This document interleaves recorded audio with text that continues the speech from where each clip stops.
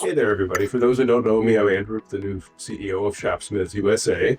And I had to make a video because something kind of fun happened today. Remember, ShopSmith has been around since 1947. Next year's going to be our 80th anniversary. Years ago, we left a building. It was, I guess, 1980. And we left that building and came to the building where we are now. And currently, that building is occupied by Crown Lift Truck. And you're probably wondering why I'm bringing this up. Well, Crown Lift Truck sent me a letter today, and I had to open it and go, what the heck is going on? So I opened the letter, and inside was this card.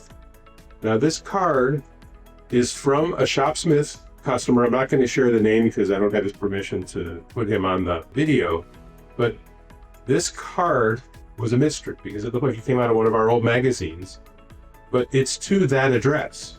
It's one of those reply things where you send in for information, a postcard.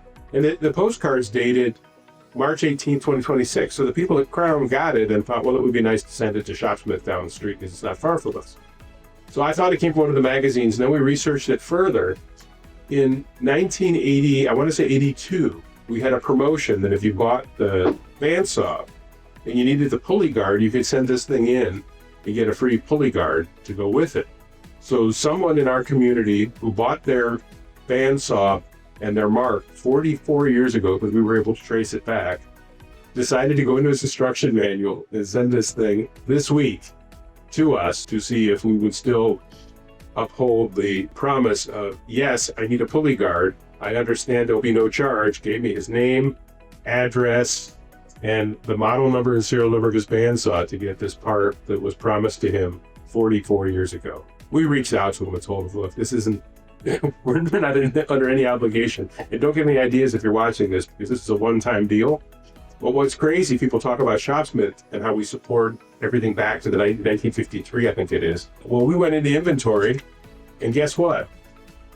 Here's the instructions for the installation. Here is the kit.